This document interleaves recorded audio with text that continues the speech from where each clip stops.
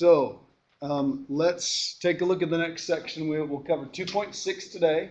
And then tomorrow we're going to start 2.7. We'll finish it on Monday. The review is on Tuesday. So on that day, I do have a review assignment. It's on the website. I'll point that out probably Friday or Monday. That will be due the day of the test. The test is a week from today. It's on Wednesday, September 11th. 50-minute in-class test. Okay? All right, so let's take a look at 2.6. It's called Limits at Infinity and Horizontal Asymptotes. So you all know what horizontal asymptotes are. You saw a lot of them when you took 1050 in college algebra, even in trig to some extent. And we're going to talk about what produces a horizontal asymptote. So let's take a look at this problem right here. So we've got the function x squared plus 3x plus 2 over x squared minus 1. And let's think about this in terms of pre-calculus. Okay, we'll notice that the numerator and the denominator are both the same degree. So that means it is going to have a horizontal asymptote. And the horizontal asymptote is going to be leading coefficient of the top over the leading coefficient of the bottom, right? Remember that from pre-calculus? So that's going to be a 1 on the top and a 1 on the bottom. So y equals 1 is a horizontal asymptote. Okay? If we're going to know the other behavior of this, because this is a rational function, we'd want to factor this. So I'm going to factor the numerator, and we're going to get x plus 2 and x plus 1. And then I'm going to factor the denominator. The denominator is the difference of squares, x minus 1 and x plus 1. Okay? Now, you'll notice that in the domain, we've got to leave out the numbers 1 and negative 1. Those two numbers are not in the domain. But I can cancel this one right here. I can cancel the one that corresponds to the 1. The numerator is x plus 1. Oh, that's a plus. Thanks. Yep. I had that, and then I tried to write it better. Okay? So we can cancel off the factor of x plus 1. Everybody good with that? Okay. That makes x equals negative 1 a what? Okay, so there's a vertical asymptote. Okay? And what do we have at x equals positive 1? We've got a hole. Okay?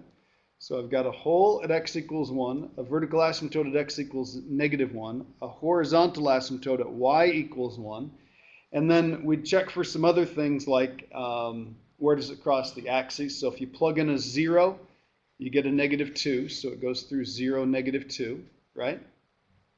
And if you check to see where this has a x-intercept, we'd set this whole thing, x plus 2 over x minus 1, set equal to 0. So where does it cross? Where does it cross the x-axis? Negative 2.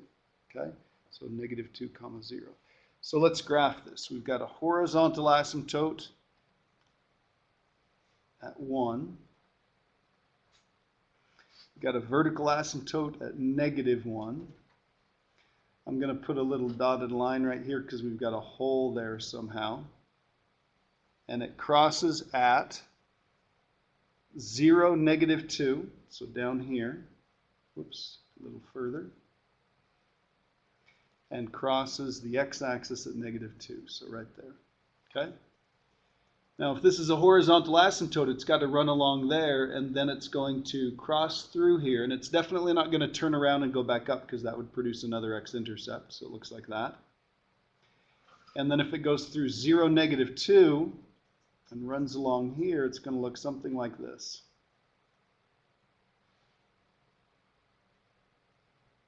Does that look all right?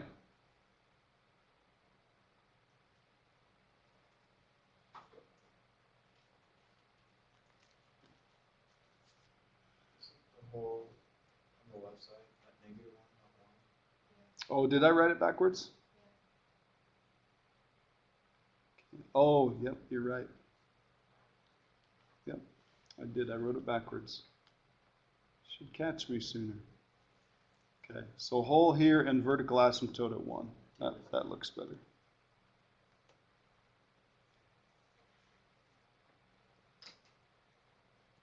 Yeah, yep. Yep, let's switch those. Yep. So let's see, vertical asymptote here and hole here. Is that better? Thank you for catching that. Going a little too fast. I have all this stuff to cover today. So it crosses at 0, negative 2, so right there.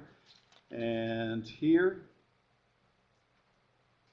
runs along here, hole right there, goes like that.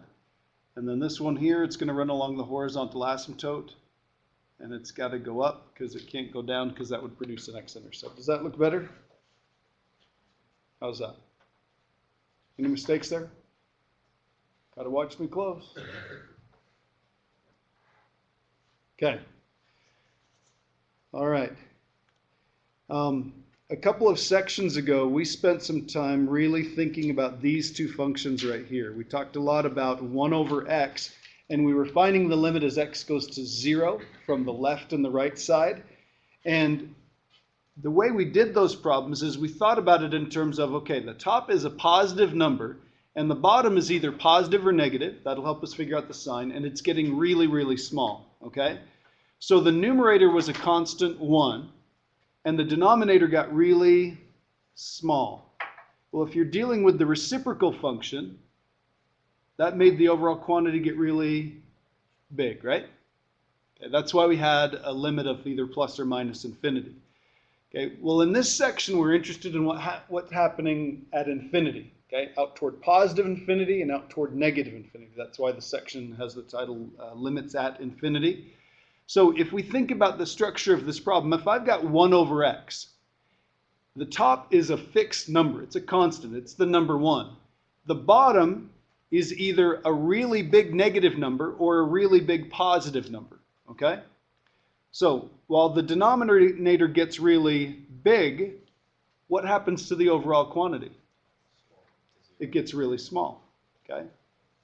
It gets really close to 0. In fact, its limit would be 0. Okay?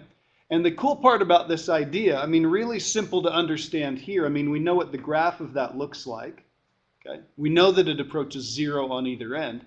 Is you can apply this idea to any limit that is of that form. So if I have the limit as x approaches plus or minus infinity of f of x over g of x, and f of x, and we'll call it this, we'll say it tends to a relatively fixed number. So as long as we can put a lid on it, we can say it's between 2 and 7, or it is 5, or negative 3, or whatever it happens to be. As long as it's a finite number, okay, or a little range of numbers, and g of x tends toward infinity, in other words, the denominator gets bigger and bigger and bigger. Well, if I take a fixed quantity and divide it by something that's getting bigger and bigger and bigger, then the overall limit's going to be 0, because it's going to get really, really small as I take that fixed number and divide it by a larger and larger and larger number. And that idea is really important. That's the key idea in this section. If you take a fixed number and divide it by something that's getting larger and larger and larger, the overall quantity is going to get smaller. It's going to tend towards 0. Okay? So for this next example, we're just going to evaluate the limits, and we're going to visualize what it would mean about the graph. So using that same idea that I just talked about, x is the variable in the limit. It's the only thing that's changing. So the numerator of this one is a 1, and the denominator is a big number squared, and it's getting bigger and bigger and bigger. So this is 1 over a number that's tending toward infinity. So what does that tend toward? 0. And using the sum and difference rules and everything, this is still a minus 2. So what's the limit? The limit is negative 2. Okay, so that's the answer. Everybody understand that? Okay. Now think about this graph, because you should know what this looks like. 1 over x squared is that shape right there. What does the minus 2 do to that graph? Takes the graph and drops it down 2 units, right? So if I drop this down 2 units, my horizontal asymptote is going to be y equals negative 2 instead of y equals 0, and the graph's going to look something like this. So of course, if you're going out toward positive infinity, it's going to level off about at y equals 2, negative 2. Okay? Its limit is going to be negative 2. Okay, if we think about this one right here, this is kind of a weird function. Negative 1 over radical x plus 1. But again, think of the idea. The numerator of this one is a negative 1.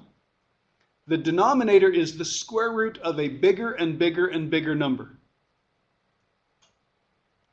So the denominator is tending toward infinity. The denominator is getting very, very large. So that piece, what's the limit of that piece of the function? That's going to be 0 plus 1. So the limit is positive 1. Okay? Any questions there? Okay, now, you probably wouldn't know what this graph looks like, but we should be able to analyze it this way. So let's think about it like this. If I were to write this, if I said x squared plus 7, can you tell me anything about that quantity? It is a parabola. Shifted up 7 units. Do you ever get any negatives out of it? No. Nope, never. Okay, this is always positive. Okay, the smallest it could be would be 7. Okay, let's take a look at the way these two are related. I've got negative 1 over x. That's a negative number, right? And that's a positive number. So is this number ever bigger than 1? Never. It's never bigger than 1. The biggest it could possibly get would be 1. Okay? That's the limit.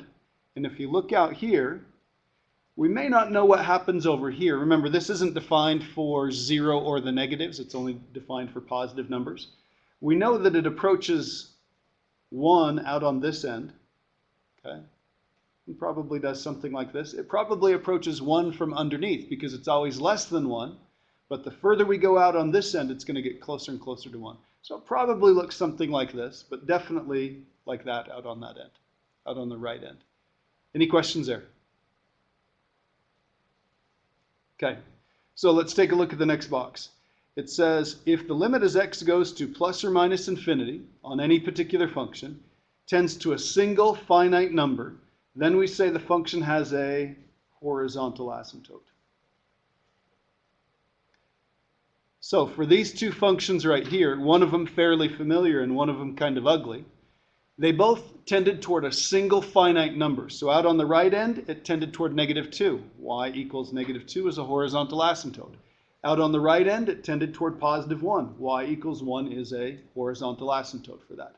Okay? So if we're checking the behavior out near positive infinity or negative infinity, and we get a single finite number, that is the horizontal asymptote. Okay? Which is an idea you're already familiar with. I mean, you know what those graphs look like. You know what horizontal asymptotes are. But now we're talking about why they turn out the way they do in terms of calculus and limits. Okay, so this one says, evaluate the limit and state the horizontal asymptote, if there is one, indicated by the limit. Okay, and then just kind of a point of interest, just to make sure we're all aware of this. Can a graph cross a horizontal asymptote? I remember graphing this on they had the x Yep. cubes Yeah. in the middle. Yep, it can graph a horizontal asymptote. Usually it happens near the middle. I mean, we can have some funky graphs with trig functions and stuff like that that just cross it an infinite number of times. But it can cross horizontal asymptotes. Okay, so let's check this limit right here. The top is a positive number, okay, positive fixed number, so that's a 9. The denominator, I'm plugging in large negative numbers. What's the denominator tending toward? Still infinity. Positive infinity, and that positive is important, okay? So, what's the overall limit? If I've got 9, the finite number 9, dividing by something that's getting larger and larger and larger, it's tending toward 0, okay? If it's tending toward a finite number as I go out toward negative infinity, that means I've got a horizontal asymptote. So y equals 0 is a horizontal asymptote. And think about what this graph looks like. It's just a vertical stretch of that one right there. If you go out on that end, it's going to approach 0 from above. Okay? It's going to start up here and it's going to get closer and closer and closer to 0 as we go out there. Does that make sense? Okay, take a look at this one right here.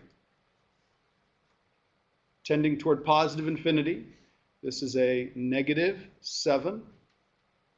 If I cube a huge number, that's going to still tend toward infinity, and then I'm going to add 3. So what is the limit? The limit is 3. So that means the horizontal asymptote is y equals 3. Okay, now, think about what this would look like. as I go out toward this end here, we know it's going to approach 3, so we know that's going to be the horizontal asymptote. Is it going to come up from below, or is it going to come down from above? It's going to come up from below, right? Okay, because this is, as we go out toward positive infinity, this is always a negative quantity. We're always subtracting a little bit from 3. So the further we go out, the less we subtract. So it's going to approach it from below. Okay, you can look at it and you can analyze some of the behavior of the graph just by knowing something about what we started with. Okay? Now the next two are kind of interesting. Let's take a look at this one right here. Can you say anything about the numerator? It's between -1 and 1. The biggest it could be would be +1. The smallest it could be would be -1. So it's somewhere between plus and minus 1. Is that relatively fixed? Yeah. Can we put a box around it? Yeah. It's a number, right? Doesn't matter whether it's 1 or -1 or anywhere in between. Okay? Even if it were 9, that would be okay. What's happening to the denominator? Getting larger and larger and larger and larger. So what's the overall limit? Overall limit is 0, okay? And so we'd have y equals 0 would be our horizontal asymptote. Any questions there? Yeah. So this would be one of the cases where there's an asymptote there, but it can cross it, right? Sure. Yeah, this is an interesting one. If you were to graph this, all this is going to do is it's going to have a horizontal asymptote of y equals 0, but that graph is actually just going to float up and down above it. Okay? All right. Let's think about this one right here, and this is where trig comes back to bite you. Tangent inverse. Well, gosh, I'd have to plug in larger and larger numbers. Okay? These wouldn't be things that you'd have memorized. Like you don't know the tangent inverse of 4,000, right?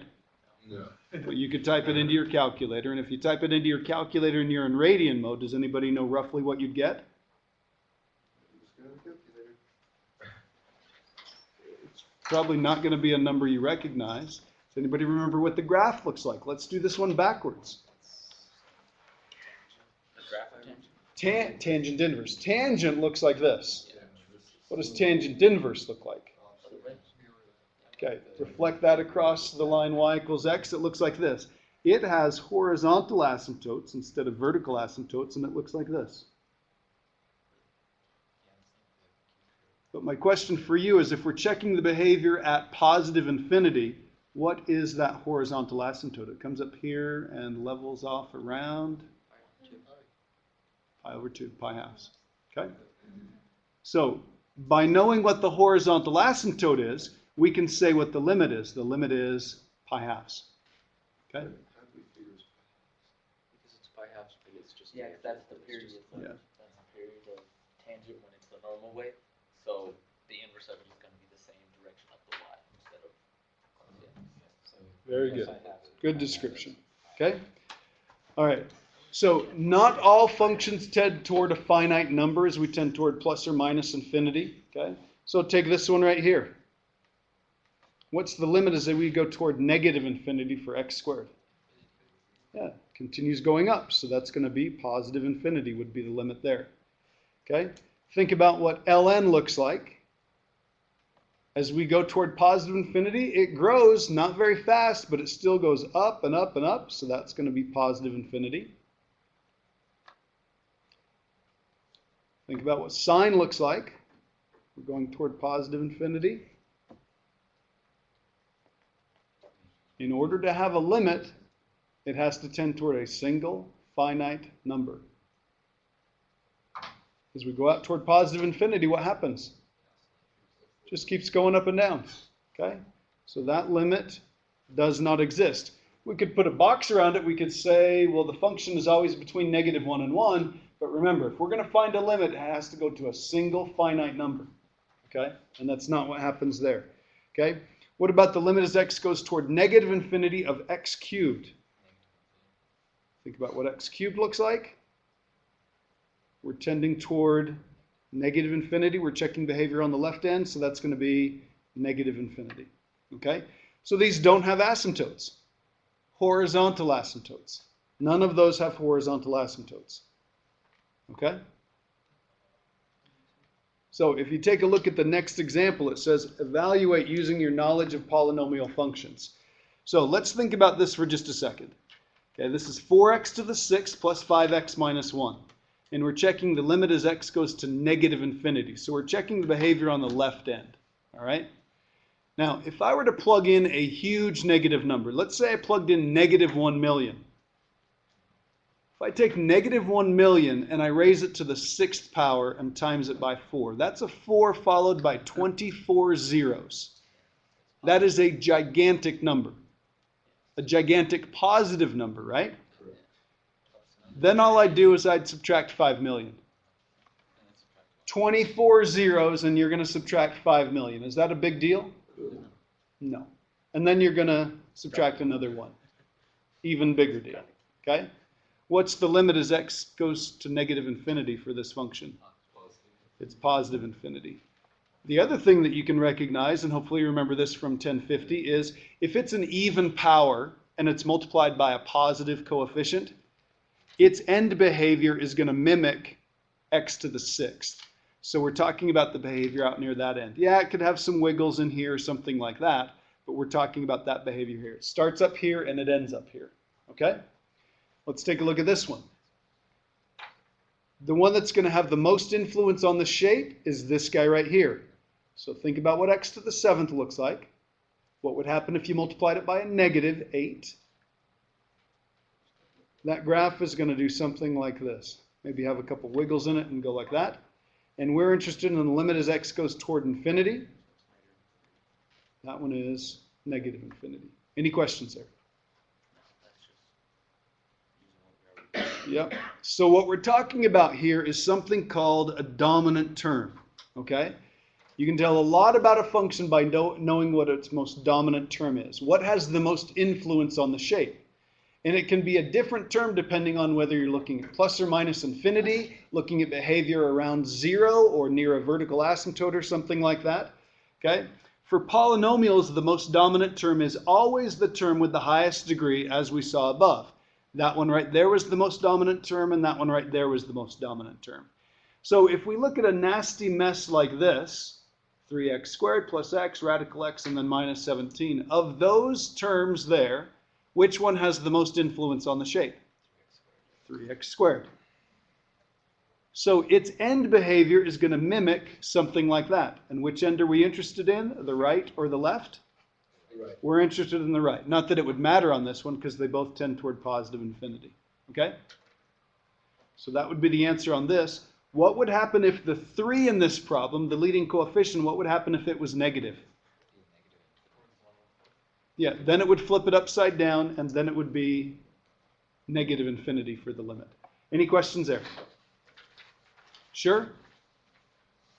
Okay, go ahead and flip the page over then. Okay, so you may have heard this terminology before. What we're talking about is the behavior out near positive infinity and the behavior out near negative infinity when we're finding these types of limits.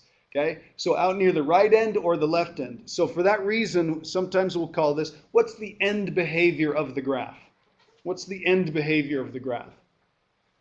Okay? And you can find some of these limits and you can check end behavior by thinking about dominant terms. Okay? And using some kind of pre-calculus technique. So if we were doing this problem right here, does anybody know what the limit is as x goes toward positive infinity? Anybody know what the horizontal asymptote is? Yeah. Yep. It's y equals 0 because the degree of the top is 1 and the degree of the bottom is 2. So it's what we call a proper rational function. So if it's proper, it's always going to have y equals 0. Okay? So here's how we can tell just by looking at it in terms of dominant terms.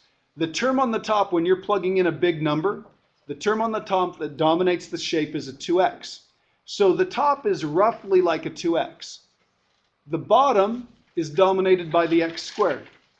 So it's like this. So if I had 2x over x squared, I could cancel the x with the x, and I'd have 2 over x. And then I could say, well, the end behavior would mimic 2 over x. And what happens to 2 over x as x gets really large? It approaches 0. Okay? So that's why that's the case.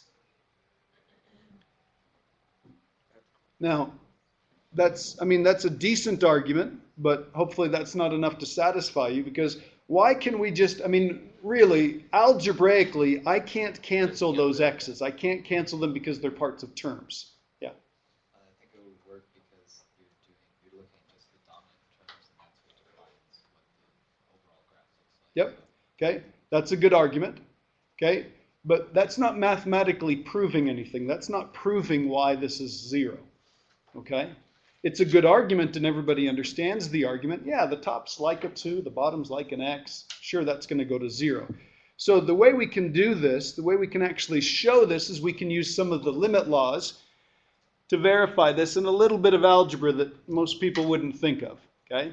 So if you wanted to verify that this limit was 0, here's what we do. We're going to take every term here and we're going to divide it by the highest power in the denominator. So I'm going to take this limit and I'm going to rewrite it. So it's the limit as x approaches infinity. And I'm going to divide the bottom by x squared, and I'm going to divide the top by x squared. So this is going to be 2x over x squared. This is going to be minus 3 over x squared over x squared, and 4 over x squared. Now, because I did the same thing to the top and bottom, because I essentially divided both the top and bottom by x squared, or multiplied the top and bottom by 1 over x squared, if you wanted to think of it that way, I've changed the way this expression looks, but have I changed its value at all? No. I haven't changed its value at all. Okay? So now let's go through and let's simplify this. If I simplify each one of these, I can cancel the x with an x. I end up with 2 over x. This is going to be minus 3 over x squared. This is going to be a 1, and this is going to be plus 4 over x squared. So that's about as simplified as I can get right now. Now, we had those limit laws that said if you've got division, addition, subtraction, multiplication, all of those sorts of things, you can find the limit of each piece separately and then put them all together, as long as you haven't created any domain issues. Okay? Really, the only issue we've got here is division, and we can't divide by 0. Am I in danger of having a 0 down here? No. I'm not. So here's what we get. This one is a 1. What does this one tend toward? 0. Tends to 0. What does this one tend to? 0. And what does this one tend to? 0. So what's the top? What's the bottom? 1. What's the answer? 0. Okay? That is analytically, using the limit laws and what we understand about how to manipulate them using algebra and those laws that we learned, why that limit is 0. Why it has a horizontal asymptote out on the right end of y equals 0. Why we can use those dominant terms. Okay. Questions? Okay. So they work the same way every time. These next couple of problems, I took these from the textbook. It says find the horizontal and vertical asymptotes, if there are any vertical asymptotes, using limits. Check your answers using your graphing calculator. Okay? We're going to get them right. Hopefully we don't have to check. Okay? So on a problem like this, we'd want to factor it if we were going to find vertical asymptotes. That doesn't factor. This is x squared, and then this is 1 minus x squared.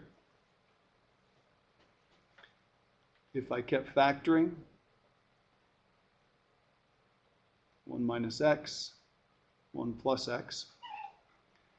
So since none of those cancel, what are my vertical asymptotes? Oops. 0. 0 from this one. -1. 1 and -1, right?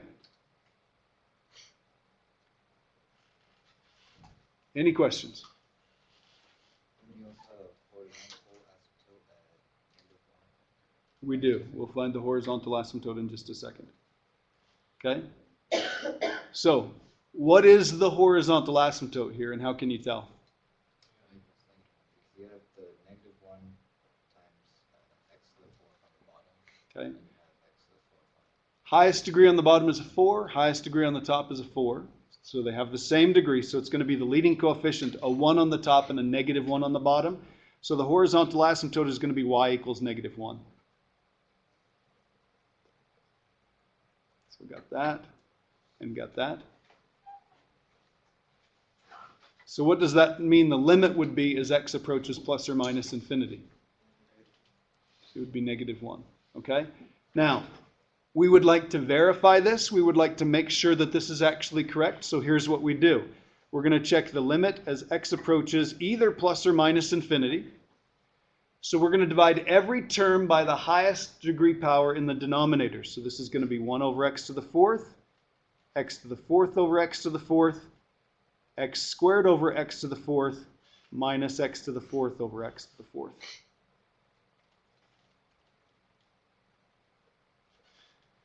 What does 1 over x to the fourth tend to as x gets bigger and bigger and bigger in the positive or the negative direction? 0. What's this? X to the fourth over x to the fourth is 1. Doesn't matter what number we plug in. Okay? X squared over x to the fourth. That would be like, let's see, we could cancel 2 of those x's. That would be like 1 over x squared. So what's that going to tend toward? 0 minus, and what is this number right here? A 1. So I have a 1 on the top, a -1 on the bottom. So what's my limit? -1. That's why that's the horizontal asymptote. Okay? Now, you'll have a problem on the test like this. I don't want you to just write down the limit is -1, the horizontal asymptote is -1 without some proof like this. Okay? You'd want to show that. Now, on the assignment, if there are 6 problems where you have to do something like this, if you want to write down the answer on 3 of them and say, okay, I know how to do this, and the other 3 practice this, because you're going to have to reproduce this on a test. Okay, so please practice it a little bit. I realize you know what the answer is already. We're interested in proving it using calculus and limits. Any questions? Okay. Yeah. How'd you get a 0 on the bottom of the denominator, x squared over x to the fourth? Because I cancel 2 of these with 2 of those. It's like 1 over x squared. Okay. Okay, let's take a look at this one right here. Let's go ahead and factor this. I'm going to take out a negative, that's x squared minus 1. I'm going to take out a 2, that's x plus 4. This is going to be negative, and I can write an x minus 1 and an x plus 1. Hopefully we're really good at factoring, right?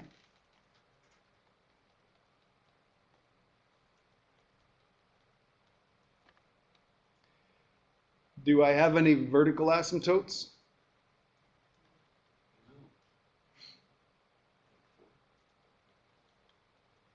Vertical asymptote of x equals -4, okay? That domain issue in the denominator, that -4 that we can't plug in, sticks around, doesn't get canceled. That's going to be a vertical asymptote. Okay, now, does this have any horizontal asymptotes? It is an oblique asymptote. Very good. What is that? It's an oblique asymptote or a slanted asymptote. And from pre-calculus, how can you tell one? Because you have x squared on the top of only x on the bottom. Okay, the degree of the numerator is higher than the degree of the denominator. So usually we find oblique or slanted asymptotes by doing long division is usually what we do. Okay, we can also tell by doing this. Let's do the same thing. Let's divide by the highest power in the denominator. Divide by the highest power in the denominator. Let's see what happens with this. So I end up with -x squared over x plus 1 over x, 2x over x, plus 8 over x. And we take the limit. Okay, I'm going to do it as x goes to positive infinity.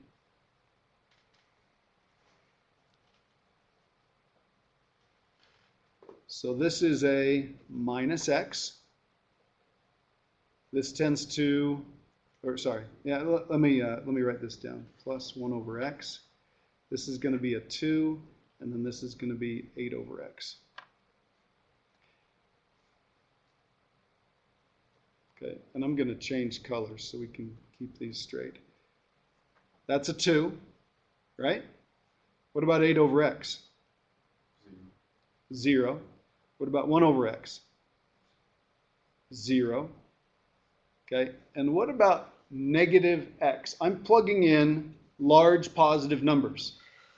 So if I plug in a large positive number into this, this becomes negative infinity. Is that okay? So what if we had negative infinity divided by 2? What would we still call that? Negative infinity. Okay, so here's what this tells us. This tells us that out on this end, it tends toward negative infinity. It goes down like this. Okay, on this one, I believe it has a slanted asymptote that looks something like this. Okay, so if we were to change this and check it toward negative infinity, this would be a minus infinity. That would be a positive infinity. And it would go up on that side. Okay? Again, takes a little bit of investigating. All right. Okay. I think you have one problem like example 7 in your assignment. This also is not something that I would put on a test, but it is something that you'd see on homework and could be maybe like an extra credit question or something like that on an exam. Because this one, I mean, is not very hard once you think about it and reason your way to how we do something like this based on what we've been doing up here. Okay?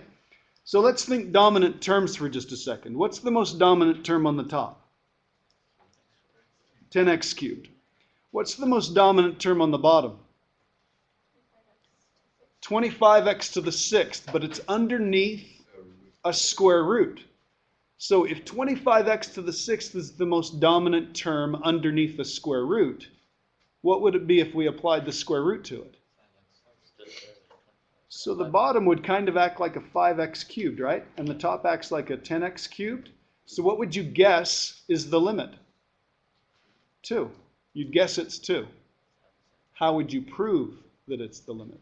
You rewrite the radical as 1/2. You could try that. Doesn't really help. It's using the same technique. Remember, the technique was divide it by the highest degree power in the denominator. Okay? Effectively, if you've got an x to the 6th underneath the radical, really, what's the power? X to the 3rd. It acts like an x to the 3rd once you take a square root, right? So the question here is, how do I divide this by x to the 3rd and divide the top by x to the 3rd? The top's easy. This is just going to be 10x to the 3rd over x to the 3rd minus 3x squared over x to the 3rd plus 8 over x to the 3rd. That's easy. How do I do it on the bottom?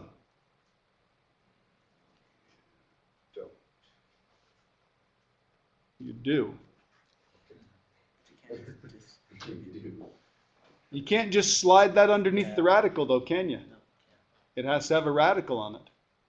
If you're going to put it underneath the radical, it has to have a radical on it to begin with. But I can't just put a radical on it.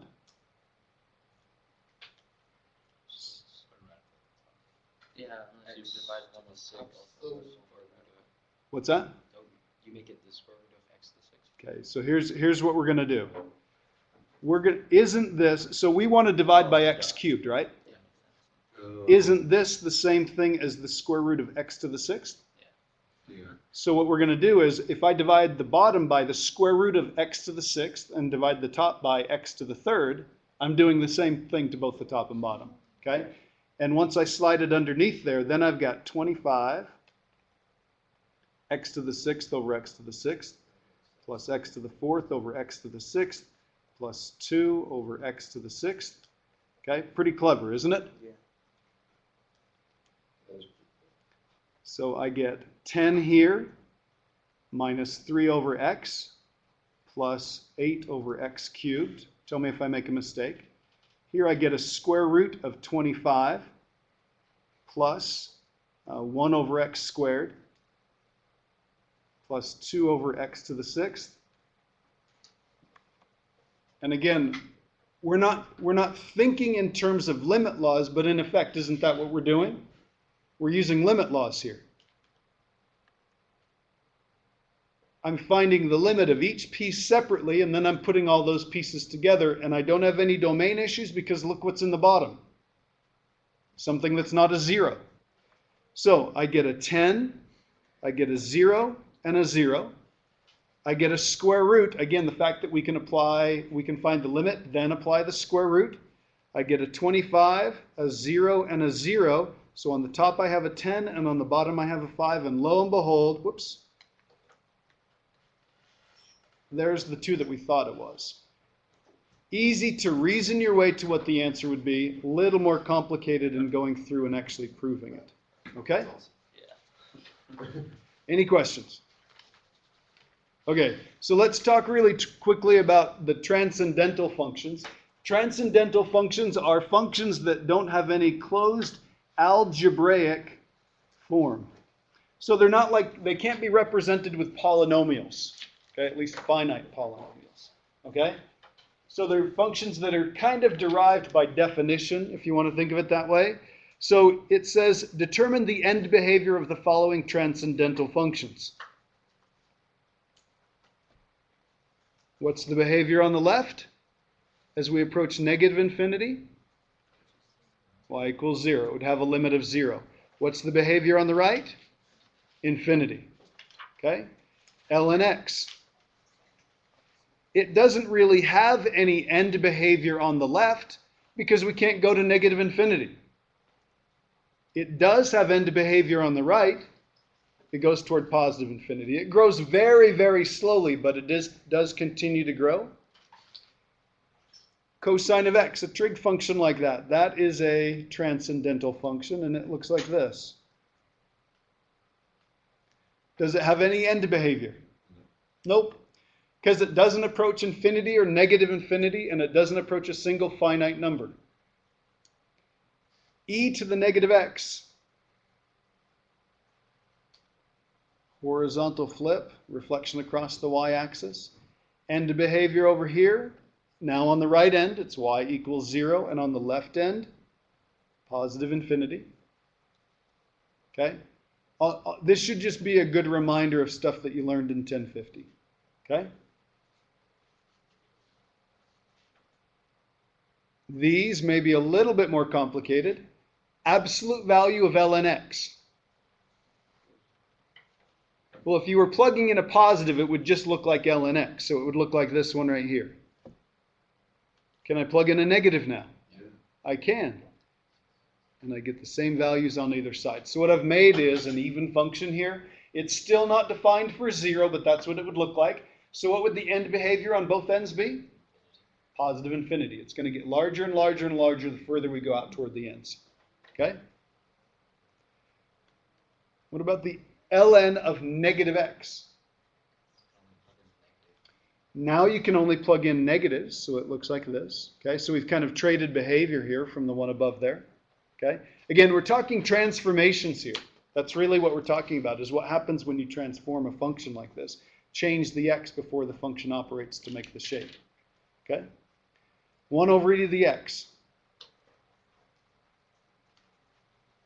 Anybody?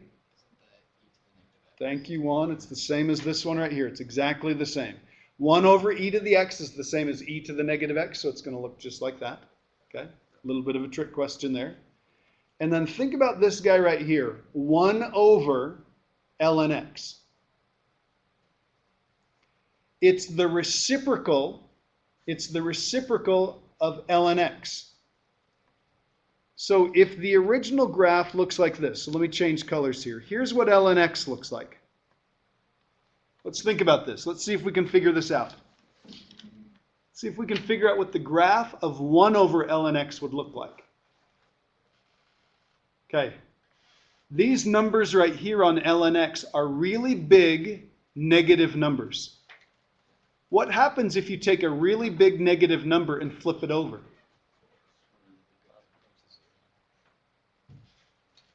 Is it positive or negative, first of all? So let's say this number down here is negative 100. That's the y value. What happens when you flip that over? You get a really small negative number. You get negative 100. Okay? So let's plot a point right there. What happens when I plug in this number right here? Say negative 1. What's the reciprocal of negative 1? Negative 1. Okay? What happens if I take this number right here? Let's say that number right there is negative 1,000. Let's say that's the y value there. What's the reciprocal of negative 1,000? What do you get when you flip over negative 1,000?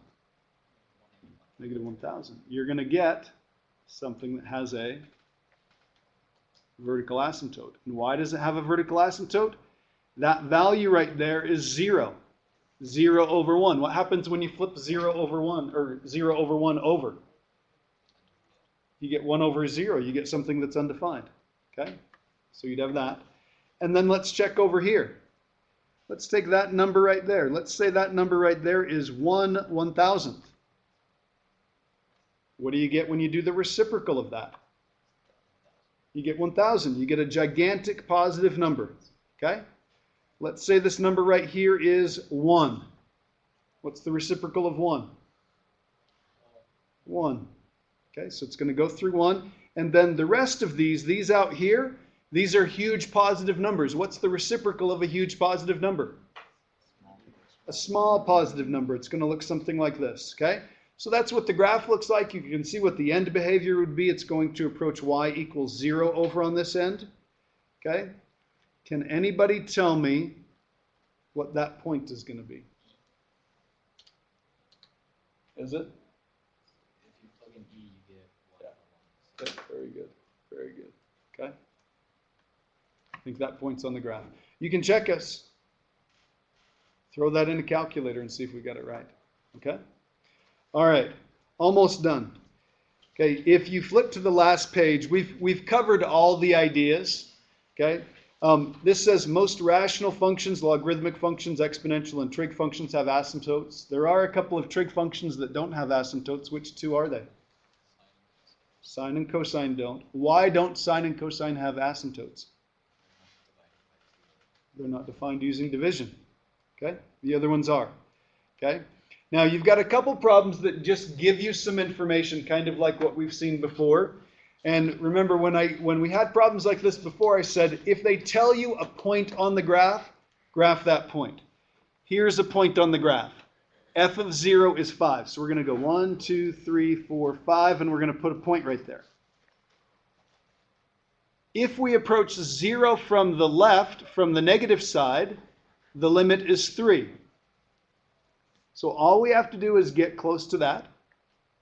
Get close to 3 from the left side. If we approach it from the right side, from the positive side, the limit is 0. So it does something like that. So we got those 3 pieces of information taken care of. What does this tell us? The limit as x goes to negative infinity is negative infinity. What happens when I go out here toward the left end? Goes down. So it's got to do something like this. Put an arrow on it. Got that taken care of. The limit as x approaches 4, 1, 2, 3, 4, from the left side is negative infinity. The limit as x approaches 4 from the left side is negative infinity. What's that describing? A vertical asymptote. And it's got to go down here. Limit as x approaches 4 from the positive side is positive infinity. Goes up. And then it says the limit as x approaches infinity, so as we go out toward the right end, is positive 4. So what's that describing? Horizontal asymptote right here. So it looks something like this. Okay? All right. Any questions? Okay. If you take a look at the last ones, this is just kind of a challenge problem, so we're done with the lecture, but see if you can figure out what this one would look like. Think really carefully about what type of quantities am I dealing with. Are they positive? Are they negative? Are they getting big? Are they getting small? Okay? All right. Any questions? Okay. Everybody signed for 2.4? Okay. Maddie, Braden, and Sheila, those representative problems are there.